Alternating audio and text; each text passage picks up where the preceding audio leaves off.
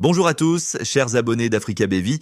Aujourd'hui, nous nous penchons sur une affaire qui fait grand bruit au Togo et qui soulève des questions cruciales sur le respect des droits fondamentaux et le rôle des collectivités locales dans la région des plateaux au sein de la commune Est-Mono 1. Un communiqué du maire a provoqué une vague d'indignation. Ce dernier, dans le cadre d'un projet d'extension du réseau électrique à El-Avagnon, a pris des mesures qui interpellent.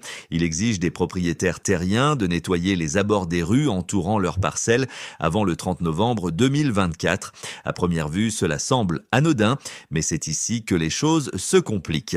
Le communiqué prévoit des sanctions pour les contrevenants, une amende de 10 000 francs CFA pour les propriétaires de maisons non entretenues et pire encore, le retrait pur et simple des terrains vacants qui seraient ensuite attribués à d'autres demandeurs. Cette annonce choque car elle met en lumière une ignorance manifeste des principes juridiques en matière de droit de propriété.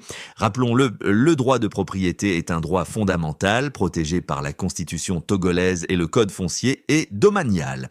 Il est essentiel de préciser que seule une décision de justice peut priver un citoyen de son droit de propriété et ce uniquement dans des cas bien définis comme l'expropriation pour cause d'utilité publique.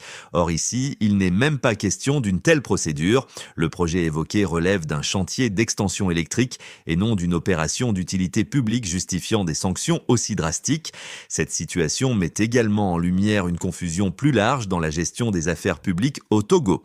Dans un contexte où le pays évolue avec des institutions parfois contradictoires, un parlement de la VE République coexistant avec un gouvernement de la 4e République, ce genre de décision locale reflète une certaine dérive dans l'application des lois et des droits fondamentaux. Mais ce qui dérange encore plus, c'est la menace d'un retrait pur et simple des parcelles au profit d'autres demandeurs. Cela pose une question légitime. Par quel mécanisme une mairie pourrait-elle se permettre une telle action sans passer par les juridictions compétentes ? Une telle pratique est non seulement illégale, mais elle pourrait également créer un précédent dangereux pour la stabilité sociale. En conclusion, ce cas illustre un problème plus large au Togo, l'importance de respecter les droits fondamentaux et de mieux encadrer l'action des autorités locales. Ces dérives doivent être corrigées pour éviter des tensions inutiles et préserver la paix sociale. Et vous, que pensez-vous de cette affaire ? Ces sanctions sont-elles justifiables ? Partagez vos réflexions dans les commentaires. N'oubliez pas de liker cette vidéo, de vous abonner à Africa BV et d'activer la cloche pour rester informé des actualités qui touchent notre continent.